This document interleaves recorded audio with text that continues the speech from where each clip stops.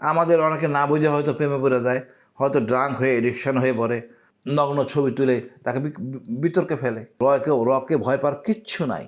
তবে আপনারা কখনো বিনা পয়সা কোনো খাবেন না। আপনার আপন বউ বা আপন আত্মীয় ছাড়া অন্য নারীর সাথে মিশেন না। আমি একটা কথা বলি, দেখেন কীভাবে র তো আইসা কাজ করে না, আমাদের দিয়ে কাজ করায়।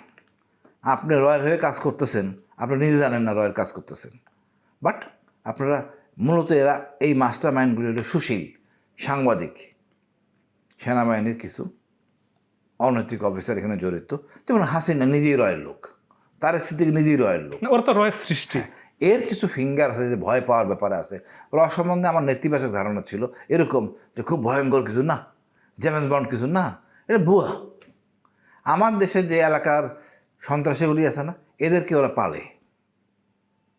প্রায় আমি যখন জেলে ছিলাম, আমার শীর্ষ সন্ত্রাসী বেশ কয়েকজনের পরিচয় হয়, তারা সবাই রয়্যাল প্ল্যান্টেড ছিল।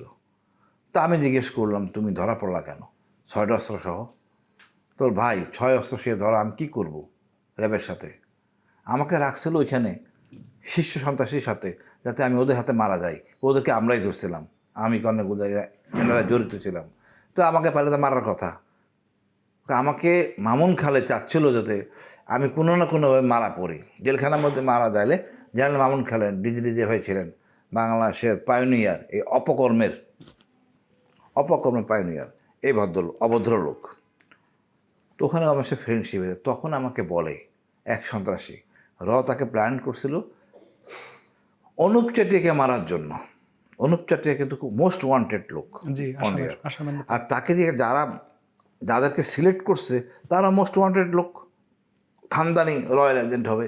এই হলো যে আমি দেখে হাসতেছিলাম যে এই তোমার গুণগত মান, এই গুণগত মান নিয়ে তুমি অনুপ চেটিয়া মারবা, তা আমার জন্য কী ভালো দিবা? তো ভয় পাওয়ার কিছু নেই রয়ের। আমি সবাইকে আপনার মিডিয়ার মধ্যে বলবো, রকে ভয় পাওয়ার কিচ্ছু নাই। তবে আপনারা কখনো বিনা পয়সা কোনো খাবেন না, বিনা পয়সা কোনো কিছু ভোগে নেবেন না। ওখানে আপনি জানেন না কী হয় আছে না নয়, ওইটা দিয়ে তার ব্ল্যাকমেল করে নারী, টাকা পয়সা। আচ্ছা, এমনি মানে এই প্রশ্নটা কি এরকম কিনা করা যায় কিনা যে বাংলাদেশি সন্ত্রাসীদের পালে ভারতের শত্রুদের মোকাবেলার জন্য? না না না, ভারতের শত্রু কিন্তু আমরাও। ঠিক, আমি তো সেটাই বলছি। বাংলাদেশ সন্ত্রাসীদের পালে যেই লোকগুলি ভারতের স্বার্থ রক্ষা করে না, তাদের কাউন্টারের জন্য তাদের পালে কাদের কি করে। আমাদের অনেক সুন্দরী মডেল আছে, সুন্দরী শুধু আমাদের ভারতের মডেল আছে, তাদেরকে ব্যবহার করে। আমাদের অনেকে না বুঝে হয়তো প্রেমে পড়ে যায়, হয়তো ড্রাঙ্ক হয়ে এডিকশন হয়ে পড়ে, তখন দেখা গেলো শুধু ঘুমিয়ে গেছে, তখন নগ্ন ছবি তুলে তাকে বিতর্কে ফেলে। এখন এই নগ্ন ছবিটা পারিবারিকভাবে এই নারী সংক্রান্ত ব্যাপারটা আমাদের সমাজে অ্যাকসেপ্ট করি না আমরা, এই দুর্বলতাটাকে কাজে লাগায়। এই জন্য আমি মনে করি আপনার আপন বউ বা আপন আত্মীয় ছাড়া অন্য নারীর সাথে মিশেন না, দূরে থাকেন। আপনি জানেন না, ওই ভদ্র মহিলাও হয়তো জানে না কে কার প্ল্যান্টেড হয়ে গেছেন।